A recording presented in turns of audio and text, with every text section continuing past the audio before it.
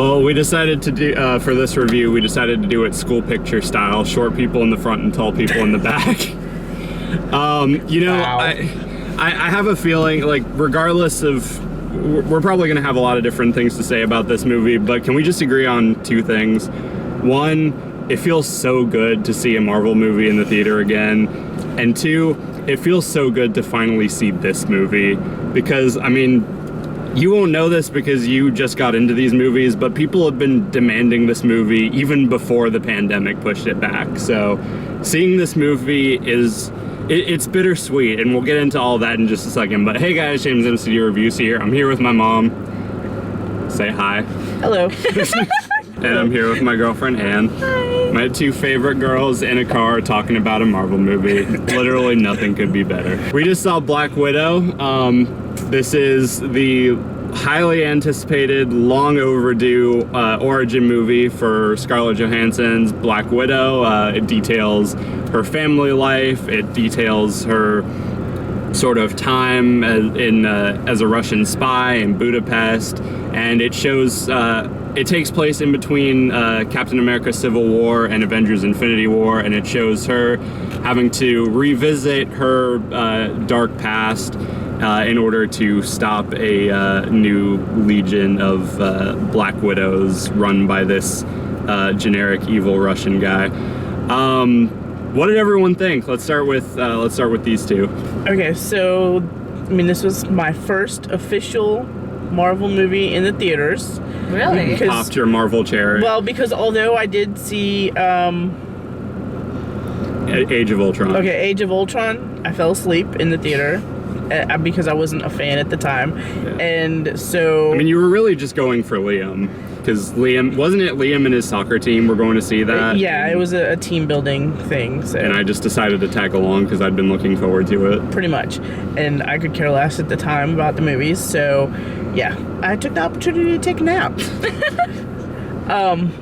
But this movie was so awesome, and I'm so glad I got to see it in the theaters. And oh my gosh, I wish now that I had been able to see all the Marvel movies in theaters, because like just seeing it on the big screen is so much different and better than watching it on a little teeny tiny computer screen. And we saw it in IMAX too. Yeah. I loved it.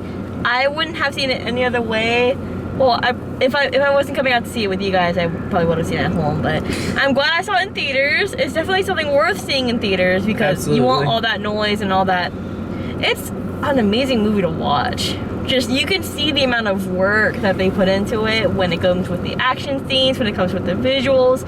Nothing looks choppy, and it feels like one of the best action movies I've seen almost. This is probably, like, just action-wise, this is one of the most intense Marvel movies they've ever made. Like, it's up there with, like, Winter Soldier in terms of action. There is some... Yeah. It's PG-13, so it doesn't get, like, super gory or super bloody, but there's some really, like, hardcore and intense action and really grounded, gritty fights, and the chase scenes were really awesome too, though. Like, not just the fighting scenes, but the chase scenes were good. I really enjoyed that. And just like overall, it was so freaking good. Yeah. Like, the story was awesome. I love the backstory. I like seeing Black Widow as a kid, you know, knowing that she was exactly the same as a child. That opening scene was amazing. Like, the opening action scene, and then the opening credit scene was both kind of intense and also kind of funny, because it's like showing all these like very intense like images of like kids being like trained and like all this stuff. Meanwhile, like a cover of "Entertain Us" by Nirvana is playing. But actually, that was a really cool a fantastic opening. Yeah, and that was I don't really care that they're using that song. It didn't bother me. No, it was a really cool version, though. Actually, yeah, it was. It was just kind of like. But it made it that much more intense, like that slowed down kind of. Yeah. And the actresses. I mean, I like Scarlett Johansson anyway, but the actress that played her like sister was Florence Pugh. really good. All the actors in this movie did great. I love the family dynamic between, you know, Black Widow and her family members. I love Florence Pugh. I love David Harbour. He was hilarious as the Red Guardian, and I really hope we get to see more of him. I was concerned about Rachel Weisz at first when they did that whole, and by the way, we're gonna spoil shit, so if you haven't seen the movie, click off now. I was concerned about Rachel Weisz, number one, because maybe it was just me, but it felt like her acting was kind of wooden. Like, it wasn't terrible, but it wasn't like up there with the other three. I felt like that was just her character. Yeah, and also I thought, like, when they did the like betrayal thing, I thought that was going to be like a big thing, but it ended up just being a misdirect, which I was relieved for. But anyway. But as they were in the plane, I was thinking about that because I was like, well, they got what they wanted. They're going to the Red Room. Yeah. This movie makes me want to like dive deeper into like Natasha's lore. Yeah. Like, I feel like there's so much more that I don't know about her now that I've seen this movie, even though I've learned a lot. Like, I feel like if you've been following Natasha's story throughout the movies, I feel like you'll be satisfied. I will say, I wish we could have gotten a bit more about like her family, because I really love their dynamic, and I love that opening scene, and I love just seeing them interact throughout the movie. But I wish we got a little bit more, because they're all such great characters. Yeah, I agree. I kind of had a feeling like after the whole like reveal of the daughter being killed in the explosion, I had a feeling that was going to be who Taskmaster was. I mean, it was kind of obvious. It didn't really make any sense of who else it could have been. Yeah, so, like, as much as I enjoyed this movie and as much as I recommend it, there are a lot of problems, and the biggest one is Taskmaster. Now, I've never read the comics. I don't know, like, the comic backstory of Taskmaster, but I know he is a major character, so I don't know, like, how accurate this is. But, when they first introduced him as, like, oh, he's, you know, just a sort of almost like a cyborg that, like, you know, studies all the different superheroes' abilities and learns them and he mimics them. Even Yelena says it's like fighting a mirror. That was kind of a letdown, but I mean, it still made for some pretty cool, like, action sequences, and he was still kind of a intimidating looking presence. You keep saying he. Well, I know. I was getting into that. And then when it's revealed, he pulls off the mask off. He pulls the mask off and reveals that he is actually a she, and he's actually a generic Russian guy's daughter that Natasha blew up. It kind of, I don't know. I feel like I was already kind of underwhelmed by the whole, oh, he's just a cyborg thing. But then, and I'm gonna keep calling him he, I don't care. Like, I was kind of underwhelmed by the whole, oh, he's just a cyborg thing that can learn. But then the whole reveal of him being the daughter, and that was just kind of it just kind of weakened the whole character for me. I mean, it just seemed like,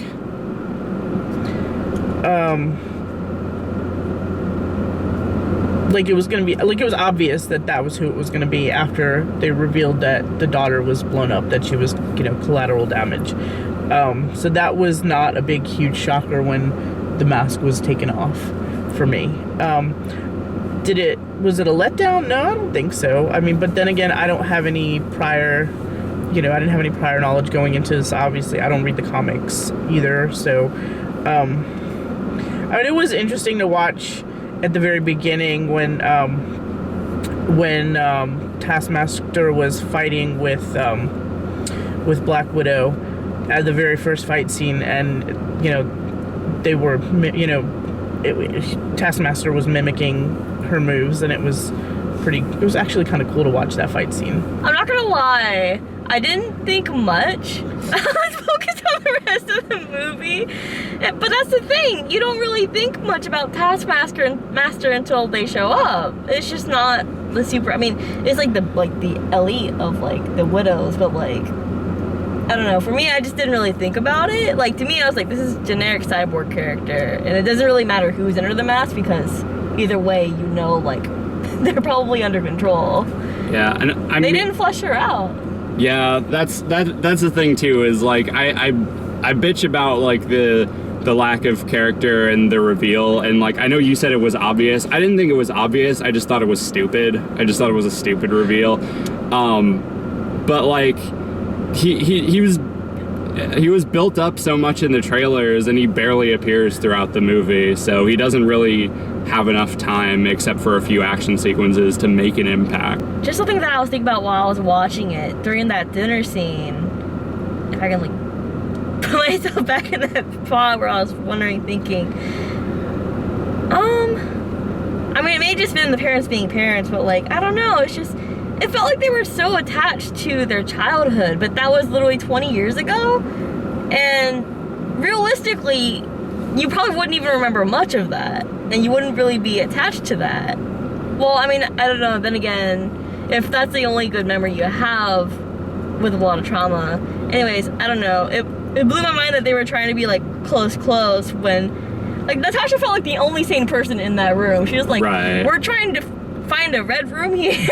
Yeah, I mean, I imagine that's them, like, I don't know. I know, like, at one point, Alexei, Red Guardian, was like, oh, you guys were just a mission. You guys were just an assignment to me and shit like that.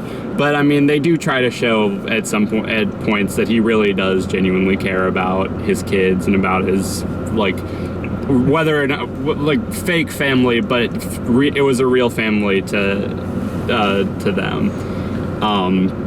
And I think, like, the conversation, like, he has between with him and Yelena was both really funny, but it was also, like, really touching. So I know that there's that giant elephant in the room that we haven't mentioned yet, the after credit scene. Oh yeah. Yeah, we were talking about. So actually, from what I heard, that after credit scene was originally supposed to be put after Falcon and the Winter Soldier. That makes kind of sense. Because if you guys remember, so basically what happens is we get this really sweet scene of Yelena going to visit Natasha's grave, and then right next to her appears Val, Julia Louis-Dreyfus's character that you guys have seen in Falcon and the Winter Soldier, if you've been watching that. Which, imagine going into this without having seen any of the Disney Plus shows. You'd be so confused. Like, had I not seen Falcon and Winter Soldier, I'm like, what the hell? Yeah, but I have So basically, the Julia Louis-Dreyfus assigns Yelena her next mission, and she says, "How would you like to go after the guy who caused your sister's murder?" And she pulls out a picture of Hawkeye, which I'm wondering if that means that she's gonna appear or have a major role in the Hawkeye series that's coming out later this year. I don't even know what to make of that. Like what would be the circumstances that Hawkeye would kill Black Widow? Well, honestly, because they seem such good friends and previous, movies and. Well, I think like the point they're trying to get across with that scene is Val can't be trusted, I mean the rest of the world.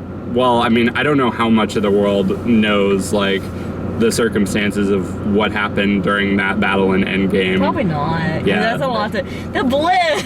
Yeah, exactly. Yeah. So the Avengers know what happened to Black Widow, right. And most of the world probably knows what happened to Black Widow, but especially with how the corrupt government that we see in Falcon and the Winter Soldier is willing to just replace Captain America with some bargain bin version. They're willing to make up some bullcrap about how Black Widow was murdered by her who they thought was her closest ally. But yeah, any other final thoughts? Definitely worth watching. Absolutely, go see it in the theaters if you have the opportunity. Even if you don't like actively follow Marvel that much, you'd probably still enjoy it if you like action movies. Yeah, I would agree with that. I'm like a diehard fan. I haven't like followed with Black Widow's story that much, but like I love that movie. That was a great movie. It's definitely got some issues. I wouldn't say it's like one of the best, but it is, you know, it is a great movie. It is a fun time. If you are vaccinated and you can see it in the theater, definitely go see it. What? Nothing. If not, and you can shell out the $30 on Disney Plus, I would say it's still worth it, but it will not be the same experience. You will get more out of it if you see it in the theater. But yeah, other than that, what would you give it out of 5? I would give it probably a 4 out of 5. 4.5 out of 5. I would say 4 out of 5. Yeah, other than that, I think that's it, unless you guys have anything else to add. I'm good. No. I'm hungry. Thank you guys for watching. Thank you two, for joining me. Love you both. Love you too. Let me know down in the comments if you've seen Black Widow. What are your thoughts on it? And which of the new MCU movies or shows or whatever, which are you looking forward to the most? Let me know all that down in the comments. I'll have more videos coming soon, including a TV log of Loki. The finale comes out next Wednesday, and I'm super fucking excited about it. I'm sad. There's no more Loki. I know. Well, he'll. Well, you know what I mean. Unless he dies in the next episode, he will always come back. That's not what I meant. I meant no more series. Well, even if you do kill Loki, he'll still be back. yeah, that's true. But yeah, apart from that, be sure to like, subscribe, ring the notification bell so you can stay up to date on when I'm posting. Follow me on all my social media. Subscribe to my main channel. Everything you need to know will be in the description. Thank you guys for watching, and see you later.